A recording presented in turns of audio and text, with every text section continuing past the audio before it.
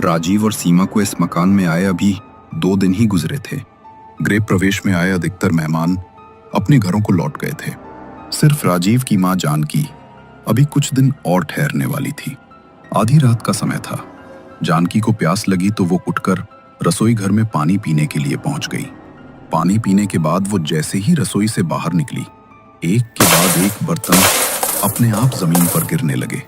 जानकी ने बर्तनों को उठाकर अच्छे से जमाया और लाइट बंद करके वापस अपने कमरे में जाने को मुड़ी। तभी एक बार फिर रसोई की लाइट अपने आप चालू हो गई और बर्तन नीचे गिरने लगे। जानकी को कुछ समझ में नहीं आ रहा था। उसने रसोई में जाकर फिर से बर्तन उठाए कि तभी उसे हॉल में कुछ बच्चों के दौड़ने की आवाज सुनाई पड़ी। ऐसा क्यों लग रहा है कि कोई अभी अभी यहाँ से भाग कर गया है और कोई अभी भी कहीं से छिपकर मुझे देख रहा है। जानकी रसोई से बाहर आई और हॉल में इधर उधर देखने लगी। सीमा और राजीव का एक ही बेटा था और वो कई घंटे पहले ही सोने चला गया था। फिर आधी रात को कौन घर में दौड़ रहा है, ये सोचकर जानकी पसीने से तरबतर हो गई। जानकी ने पूरा घर देख लिया, लेकिन कहीं कोई नजर नहीं आया। फिर भी बार बार बच्चों के दौड़ने और हंसने की आवाजें उसे लगातार सुनाई दे रही थीं। ये सब जानकी की समझ से परे था, इसलिए अपने घुटनों को सहलाते हुए वो वापस अपने कमरे की ओर बढ़ने लगी। अचानक उसकी नजर कमरे की दीवार पर पड़ी। वहीं से धुआं निकल रहा था। ये धुआं कुछ तो ठीक नहीं लग रहा। जानकी जैसे ही उस दीवार के नजदीक आई, वो धुआं एक नन की डरावनी शक्ल में तब्दील हो गया, जो जानकी को देखकर जोर से चीखी और फिर धुएं की बवंडर के साथ गायब हो गई। अगले कुछ ही मिनटों में जानकी की चीख सुनकर सीमा और राजीव भी वहां पहुंच गए थे। क्या हुआ माँ? चिल्लाई क्यों? पैर में मोच आई क्या? नहीं बेटा, ये घर सही नहीं है। तुम लोग यहाँ से चलो। भूतों का बसेरा है यहाँ। कमाल करती हो माँ, पूरे 2 करोड़ में ये बंगला मैंने खरीदा है। मैंने सारी कमाई लगा दी और तुम कहती हो यहाँ से चलूं? बेटा, जो मैंने अपनी आंखों से देखा, भगवान ना करे तुम्हें भी दिखे। मुझ पर यकीन करो बेटा, ये घर वैसा नहीं जैसा दिखाई देता है। कुछ तो है यहाँ। मैंने बच्चों के हंसने की अजीब सी आवाजें सुनी और वो डरावनी शक्ल की औरत। बेटा, मैं तो यहाँ अब एक दिन भी नहीं ठहरूंगी। माँ, तुम्हें किसने कहा था अकेले बाहर जाने को? तुम बस घबरा गई हो। नए घरों में आवाजें गूंजती हैं, ये बात क्या तुम नहीं जानती? राजीव कुछ भी सुनने को तैयार नहीं था।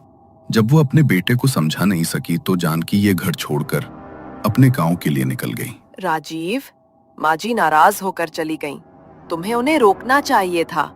उन्हें यही लगेगा कि हमने बंगला खरीद लिया और माँ को भूल गए। अरे यार, ऐसी बातें कौन करता है? घर में छोटा बच्चा है, क्या असर पड़ेगा उसके ऊपर ये सब सुनकर? ठीक है, उन्हें जाने दो। जब गुस्सा ठंडा होगा तो खुद आ जाएंगी। उन्हें भी तो सोच समझकर बात करनी चाहिए थी ना। 2 दिन बाद सीमा ने अक्षय से कहा कि जल्दी से नाइट ड्रेस पहनकर आ जाए और सो जाए। अक्षय कमरे में जाकर कपड़े बदलने लगा। तभी अचानक कमरे की लाइट कुछ सेकंड के लिए चली गई। जैसे ही लाइट फिर जली, अक्षय आईने की ओर झुककर किसी को देखता हुआ निकल पड़ा। आईने में उसके पीछे काली पोशाक पहने एक नन खड़ी थी। उसके दांत काले थे और चेहरा भयंकर दिख रहा था। डरकर अक्षय की चीख निकल पड़ी।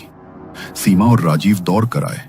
रोते गिड़गिड़ाते अक्षय ने बताया कि उसके पीछे काले कपड़ों में एक औरत खड़ी थी, नन जैसी वेशभूषा में, और जैसे ही उसने आवाज लगाई वो गायब हो गई। पर उससे पहले भयानक चिल्लाहट कर रही थी। उसकी आंखें लाल लाल थीं और अक्षय पूरी तरह सहम गया था। सीमा ने उसे समझाया कि शायद अंधेरे में वहम हुआ होगा। फिर भी वो उसे पास बिठाकर शांत करने की कोशिश करने लगी। अक्षय को सुला तो दिया गया, पर सीमा के मन में अनहोनी की एक खट्टी सी आशंका रह गई। जानकी के साथ जो हुआ और अब अक्षय के साथ जो दिखा, ये संयोग जैसा नहीं लग रहा था। धीरे धीरे उसे एहसास हुआ कि मामला साधारण नहीं था, कुछ बहुत गंभीर घट रहा था। राजीव, ये सब अभी भी नॉर्मल लग रहा है तुम्हें? देखा बच्चा कैसे डर गया। माँ की फालतू बातों का असर हुआ है उसके दिमाग पे। बस तुम भी ज्यादा मत सोचो।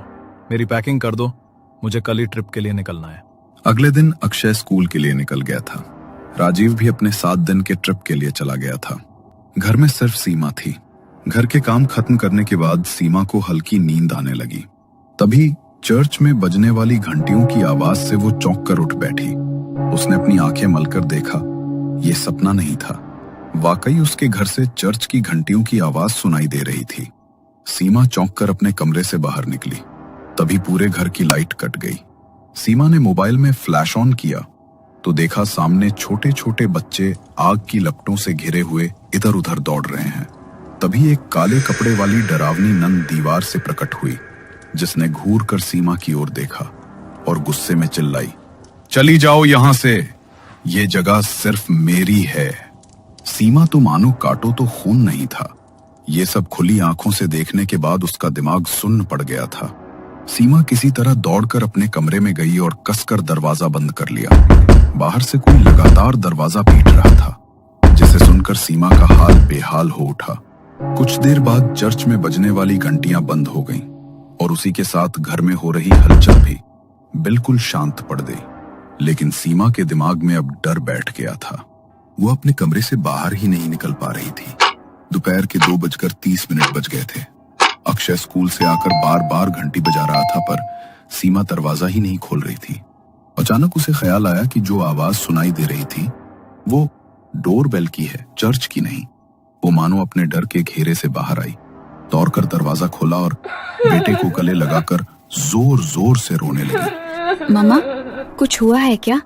सब ठीक तो है? मैं पापा को फोन करूं? अभी तक तो ठीक नहीं था बेटा, लेकिन अब मम्मा सब ठीक कर देंगी। तू जल्दी से कपड़े बदल ले, हमें कहीं जाना है और तुम्हारे पापा इस सब में कुछ नहीं कर सकते। उन्हें तो हमारी बातों में यकीन ही नहीं है।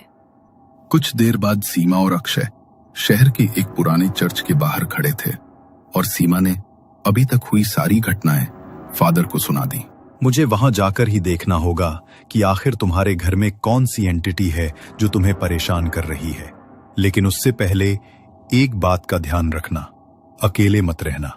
अपनी सास को वापस बुला लो, शायद उनके होने से तुम्हें थोड़ी हिम्मत मिल जाए। सीमा ने तुरंत अपनी सास को गांव से लौटने के लिए कहा। फादर को साथ लेकर वो कुछ ही देर में घर के हॉल में आ गई।